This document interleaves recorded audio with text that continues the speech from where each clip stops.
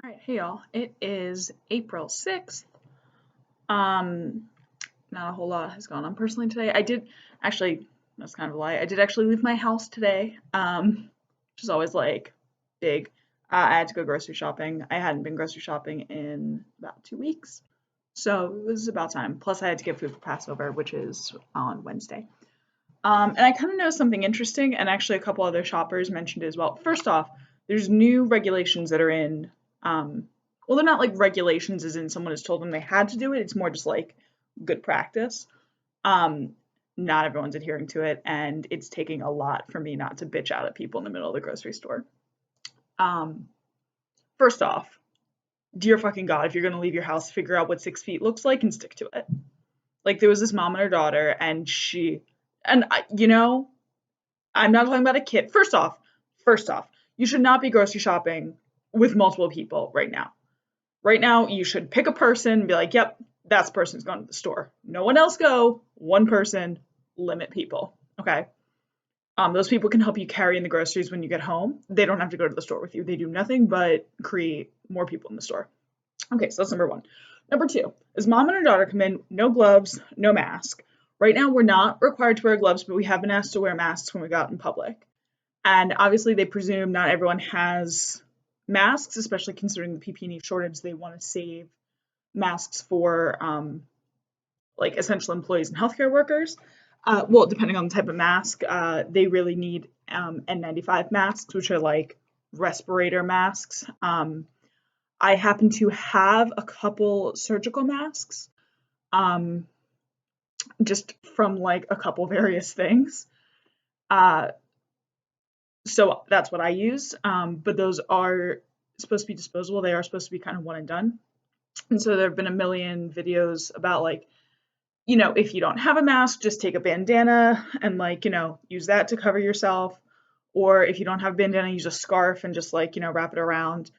It's just like a lot of things like that. So literally everyone has something they could use. So for them to just walk in with nothing was like, really?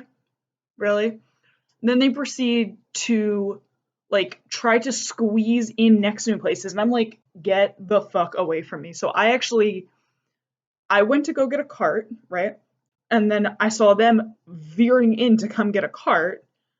And so I stepped back. I walked to the other side of the little entrance and I waited for them to be done. Totally missed on them. And then throughout the store, multiple times, I saw them like doing wrong things. And it was just like, dude, it's not that hard. We're really not asking that much. Can you just like do this, please? Um, so I walked into the store and there are now, which is new, arrows saying which way you have to go up the aisles, because if everyone goes one way, it's first off, presumably you're all kind of facing one way, so the chance of you having a face-to-face interaction with someone is increased, but also it's less traffic if everyone's going one way than people going back and forth. So there's that. Although I do have to say, it wasn't like I did hear about maybe 20 minutes into my store run, some like the loudspeaker be like, "Hey, everyone, like look for the arrows." Like I saw a lot of people not seeing the arrows, and I saw people point them out to other people and say like a store worker be like, "Hey, bro, like you can't really go up that aisle that way. Like look at the arrow." And the guy was like, "Oh man, I didn't even see those." And then he started doing it. But like there were multiple people, so I was like, Now, granted, that being said, if I had to like reach into the aisle to grab one thing rather than going all the way around to the aisle and coming all the way up the end, I like reached in and grabbed the one thing, but like I didn't go down the aisle the wrong way. Um, but there were things that you couldn't buy a couple weeks ago were now there. Like frozen pizzas have returned to the shelves. Milk has returned to the shelves. Bread was like fully stocked. I don't know if it was maybe just the time I was there or not. But then pasta is back on the shelves. But then things that like you could buy the other week, you couldn't buy now. It's like my dad bakes bread and he really likes to bake, and like there's like nearly no baking supplies.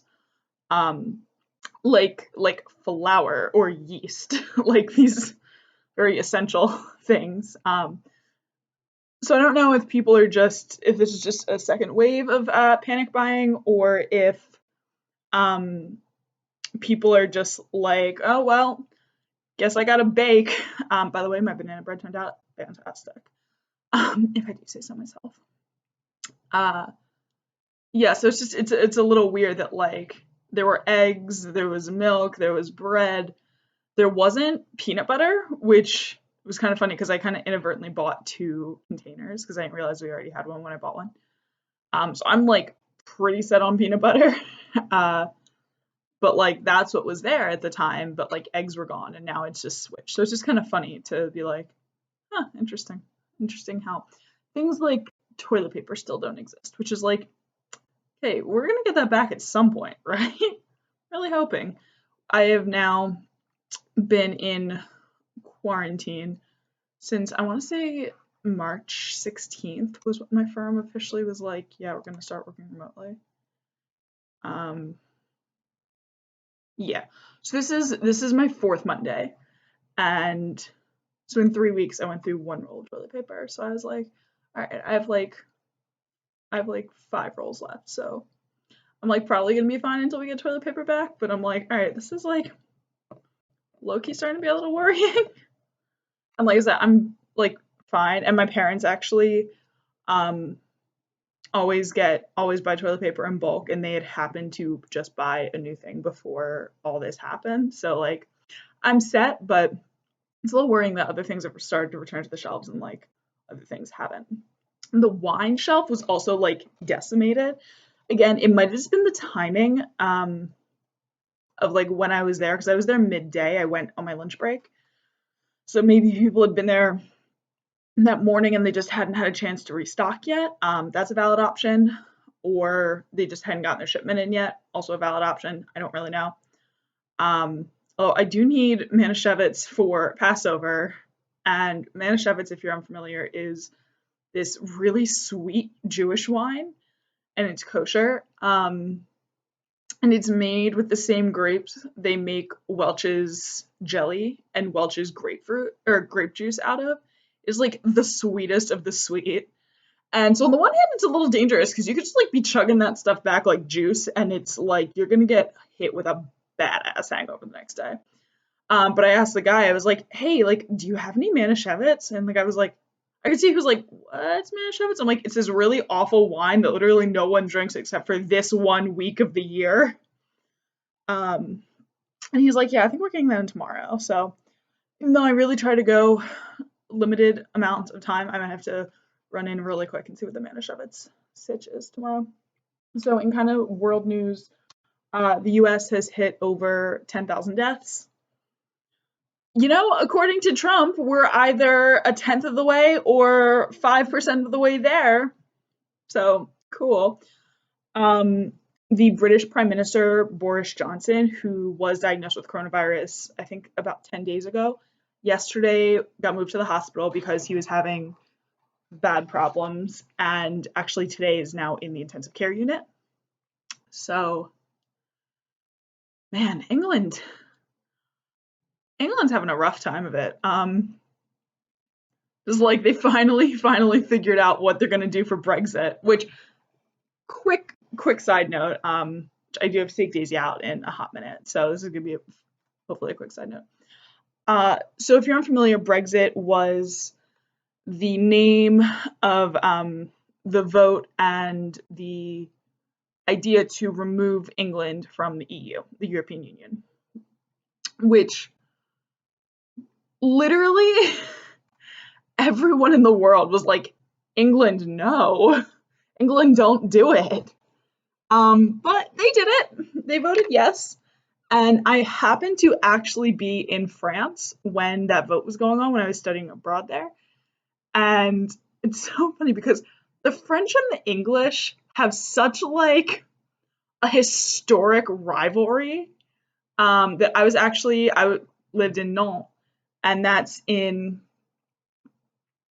now it's the Loire area, but historically it was considered part of Britannia. Um, and so they like in particular have like a beef with the English. So literally everyone in the world, the news, all of America, all of the rest of the world is like, England, no, don't do that. That's such a bad idea. And the French are like, oh, yeah, I mean, you can leave. We don't really need you here. And so it was really interesting being in France during that, and the French being like, goodbye. Um, yeah, so that bit was interesting. Anyway, so that was in the spring, summer of 2016. That's when I studied abroad there. And they still haven't figured out how the hell to do that or how to actually leave. And they like just did. Like, I want to say maybe not even a couple months ago. Um, and the person who was the mastermind of it all, Boris Johnson, who just genuinely looks like a cartoon of a leader. Like, and I don't even mean that in a demeaning way. Like, it's just his whole, like, the way he presents himself is almost cartoonish. And you're like, someone can't actually be like that and be the leader of a major country. Um, and yet he is. Yet he is. But anyway, so he's now in the ICU, and like I hope he gets better. I don't want anyone else to die in this. It's just like oof, oof. Uh, what else kind of happened? Oh, Wisconsin had their primary, and or they're supposed to have it tomorrow. And most states have pushed back their primaries. Pennsylvania pushed theirs back. Ours was supposed to be next Tuesday, some point in that. It's like the first or second Tuesday in April for us. Well, we pushed it back, and we're switching to like in mail, like mailing. Take two, mail in ballots. And for some reason, Wisconsin was like, nope, we're going ahead, and everyone was like, Wisconsin, no, Wisconsin, why? Uh, but today, their governor suspended in-person voting. So I kind of hope they're going to give like an extension because you can't just like call the night up and be like, hey, I want my mail-in ballot, please. You have to like kind of order it and send it in like ahead of time. So yeah, I really hope they're giving people an extension for that, but guess we'll find out. And some kind of positive news today, Germany is starting to kind of reopen things. They've seen a big enough decline where they can kind of begin to reopen their country. And it's not like, all right, open the doors, everyone run free. Like, I think people keep thinking that when this is over, it's gonna look like the end of like a high school movie when it like is summer and like the school just explodes and all the kids like run out and there's like shit flying everywhere and papers and stuff. And like, no, that's not what's gonna happen. So Germany's currently at that point. So there's still like, yeah, if you go anywhere, like you have to like still wear a mask and like do all these things, but like certain offices are starting to reopen and things of that nature. And other countries are starting to see like a overall decline, like France and Spain, because they are doing something about it. The U.S. looking at you.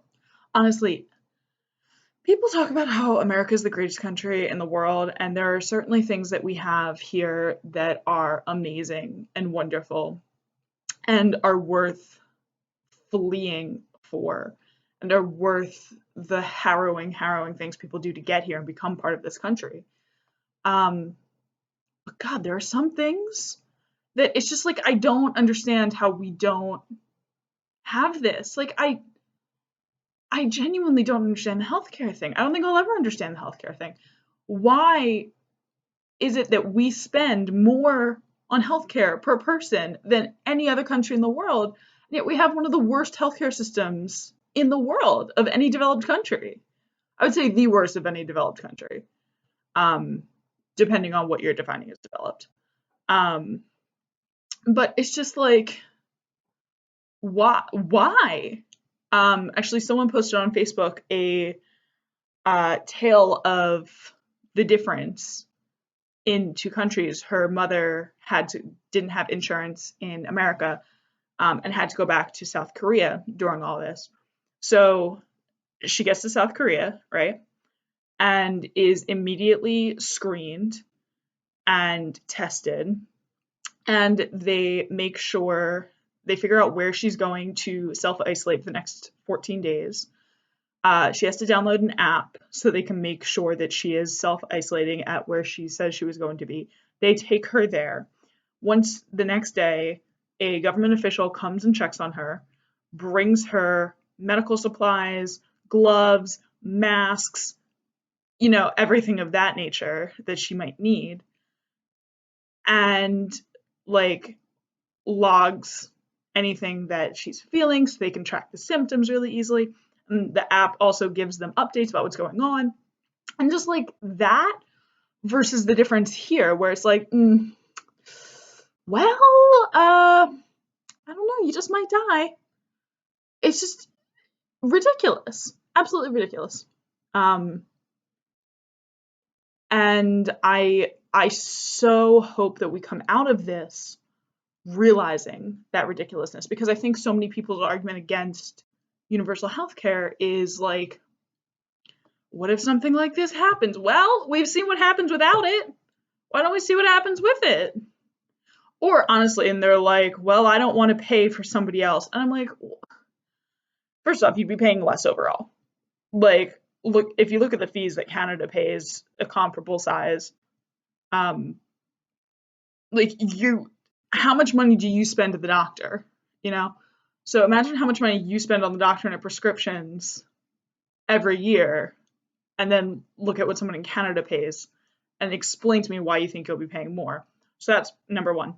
Number two, why would you care if you're spending a little bit more? And by a little, I mean $50 to $100. I don't mean like a lot. So someone who can't afford it can get healthcare. Like, wouldn't you want someone to do that for you if the situation was reversed? So, yeah, I will never fathom it.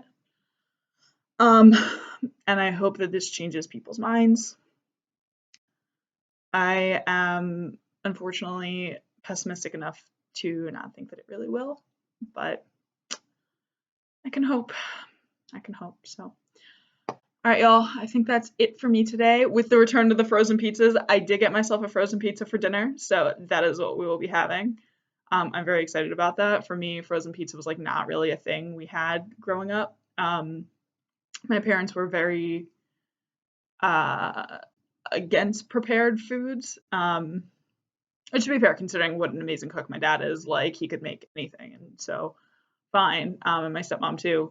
But there were so many times, me and my siblings would be like, we want pizza on Friday night. So my parents would be like, okay, well, we'll get the yeast out and we'll start the dough. And we would like make our own pizza. And it was like, all we wanted was Domino's, like all the other kids, which I understand what a point of privilege that is. I completely understand. And now, as I'm older, I'm really thankful for those opportunities and the fact that I now know how to make those foods. But it's like, it's exactly like not being able to have frozen pizza for a lot of your childhood, or anytime having it was like a very like special treat. So when I saw the frozen pizzas were back in the store, which again, it isn't something I get on a standard like basis. I also actually tend to eat very healthy, and I tend to cook all my foods, and I tend to meal prep everything. So I eat very healthy in general.